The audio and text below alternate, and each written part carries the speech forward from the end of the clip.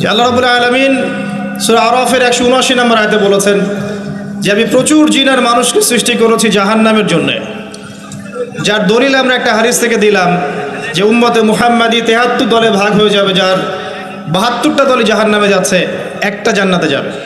তার মানে সংখ্যা কম হচ্ছে।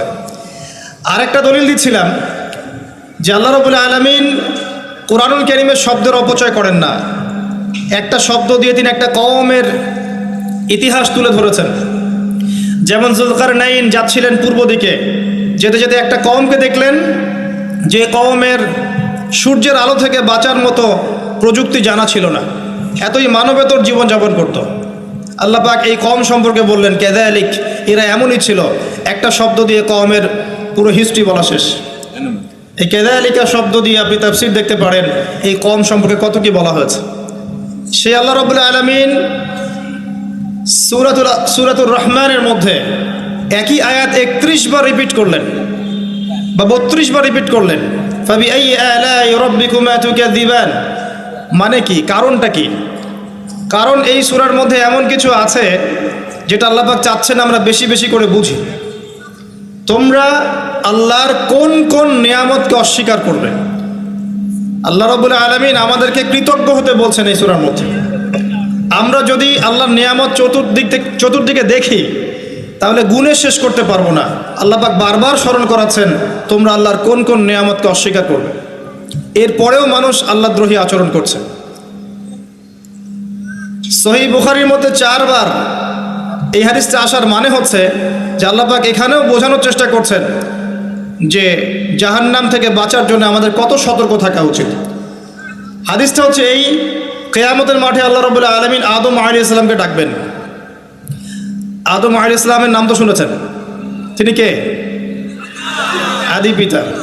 তাকে কি কারণে সম্মানিত করা হয়েছিল বলেন? তাকে কি কারণে সম্মান দেওয়া হয়েছিল? জ্ঞানের কারণে। তাকে ফেরেশতারা সেজদা করলেন কি কারণে? শারীরিক গঠনের কারণে, শক্তির কারণে, জ্ঞানের কারণে। এই জ্ঞান এখন আমাদের মধ্যে চরম অভাব। এই জ্ঞানের চর্চার চরম অভাব আছে আমাদের মধ্যে। এখন আমরা জ্ঞান চর্চা করতে চাই না।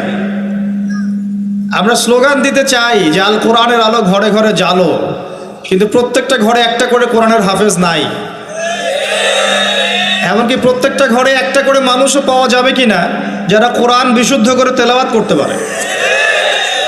তবে একটা কথা বারবার বলি যে এইসব আইওয়াশ শোডাউন দিয়ে ইসলামের কোনো কল্যাণ নাই। ইসলামের কল্যাণ কনস্ট্রাকটিভ কাজ করতে হবে। প্রথমে জ্ঞান চর্চা করতে হবে,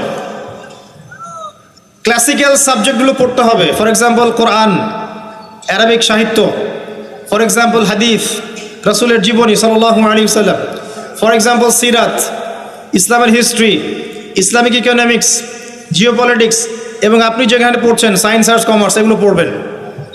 পড়াশোনা করে জ্ঞান চর্চা করতে আমরা চাচ্ছি না, আমরা রাতারাতি ফল পেতে চাই। এই জন্য আইওয়াশ শোডাউনে বেশি ব্যস্ত থাকি। এগুলোতে ইসলামের কোনো খায়ের নাই, কল্যাণ নাই।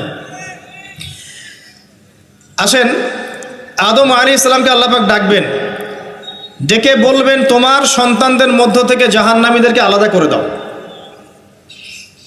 আদম আলাইহিস সালাম বলবেন হে আল্লাহ কতজনকে আলাদা করে দেব? আল্লাহ রাব্বুল আলামিন বলবেন প্রতি 1000-এ 999 জনকে জাহান্নামের জন্য আলাদা করে দাও। বলেন ইন্না লিল্লাহি ওয়া ইন্না ইলাইহি রাজিউন। প্রতি 1000-এ 999 জনকে জাহান্নামের জন্য আলাদা করে দাও। আপনি গাণিতিকভাবে এটাকে ব্যাখ্যা করতে যায়েন না। এখানে বোঝানো হচ্ছে মেজরিটি, অর্থাৎ বেশিরভাগ মানুষ জাহান্নামে যাচ্ছে, কোনো সন্দেহ নাই। হ্যাঁ, এটা ঠিক, জাহান্নামে যাওয়ার পরে কবিরা গুনাহগার যে ব্যক্তিরা আছে তাদের জন্য নবী সাল্লাল্লাহু আলাইহি ওয়াসাল্লাম সুপারিশ করবেন। এবং যার অন্তরে সরিষা দানা পরিমাণ ঈমান ছিল, মন থেকে লা ইলাহা ইল্লাল্লাহ সাক্ষ্য দিয়েছে, একদিন না একদিন সে জান্নাতে যাবে ইনশাআল্লাহ। কিন্তু আমরা কি চাইবো জাহান্নামের শাস্তি ভোগ করে জান্নাতে যেতে? জাহান্নাম কি এটা একটা হাদিস দিয়ে বুঝাচ্ছি। আল্লাহ রাব্বুল আলামিন এই পৃথিবীর সবচেয়ে সুখী মানুষটাকে, এই পৃথিবীতে যার কোনো দুঃখ কষ্ট কিচ্ছু ছিল না, এই মানুষটাকে ডেকে নিয়ে আসবেন। ডেকে নিয়ে এসে জাহান্নামে ঢুকাবেন, এক মুহূর্ত সময়ের জন্যে, ধরেন 1 সেকেন্ড বা 1 ন্যানো সেকেন্ড, এরপরে বের করে নিয়ে আসবেন। নিয়ে এসে বলবেন, পৃথিবীতে কি সুখে ছিলে? সেই ব্যক্তি বলবে, সুখ কি জিনিস হে আল্লাহ আমি জানি না। আমি কি বুঝাতে পারছি ভাই? সুখ কি জিনিস আমি জানি না।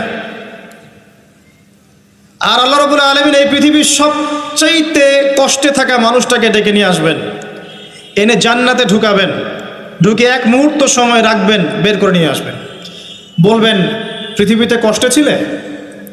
সেই বান্দা বলবে, কষ্ট কি জিনিস আল্লাহ আমি জানি না। এটাই সেই আয়াতের ব্যাখ্যা বলা যায়।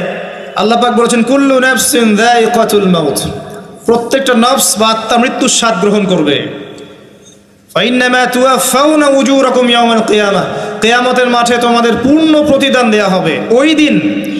ওই দিন ফামান যুহজিহা আনিন নার ওয়া উদখিলাল জান্নাহ ফাকাদ ফাজ, সেদিন যাকে আল্লাহ পাক জাহান্নাম থেকে বাঁচাবেন, জান্নাতে প্রবেশ করাবেন, একমাত্র সে ব্যক্তি সফল, আর কেউ সফল নয়।